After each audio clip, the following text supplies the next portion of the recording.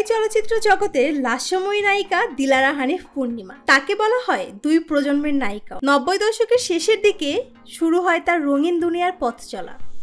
এরপর কেটে গেছে প্রায় 2.5 যুগ। এখনও সেই চিরচেনা রূপেই পর্দা কাঁপাচ্ছেন এই নায়িকা।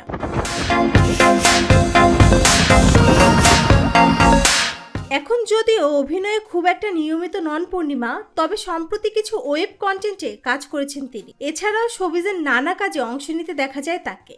ব্যক্তিজীবন নিয়েও ব্যস্ত থাকেন নায়িকা।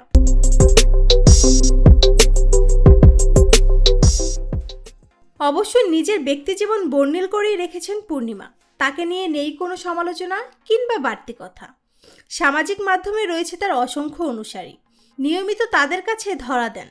ভক্তরাও নায়িকাকে ভরিয়ে দেন ভালোবাসায়। বিশেষ করে তার অপরিবর্তিত রূপের প্রশংসা করেন ভক্তরা। বয়স ধরে রাখা নিয়ে মুগ্ধতা প্রকাশ করেন অনেকেই। কেউ কেউ আবার আফসোসও করেন। চিন্তাধারাই নিজেকে সুন্দর করে তোলে, আমি মনে করি সুখী। নানা সাজ পোশাকে নিজেকে মেলে ধরেন পূর্ণিমা। বৃহস্পতিবার এমনই কিছু নতুন লুকে ধরা দিলেন নায়িকা।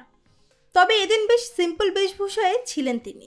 পরনের লাইট ব্লু সালোয়ার, সাথে সাদা ওড়না। বিভিন্ন পোজে ক্যামেরায় বন্দী করেন নিজেকে, সঙ্গে দেন মিষ্টি হাসি।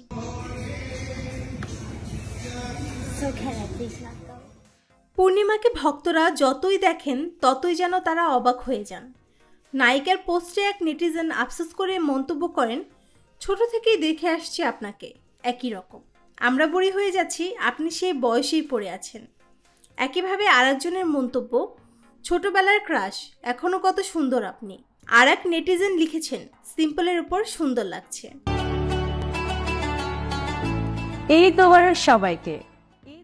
পূর্ণিমা নায়িকা হিসেবে তুমুল জনপ্রিয়তা লাভ করেন 2003 সালে মতিউর রহমান পানুর যৌথ প্রযোজনায় মনের মাঝে তুমি ছবি দিয়ে। এরপর 2006 সালে নির্মাতা এস.এ. হক আলীকের হৃদয়ের কথা, এই দুটি ছবিতেই পূর্ণিমার অভিনয় মন কাড়ে দর্শকের। সেই থেকে বাংলা ছবির ইতিহাসে এখনও দ্যুতি ছড়াচ্ছেন এই নায়িকা। নুসরাত জাহান শম্পা, দৈনিক নিরপেক্ষ, ঢাকা।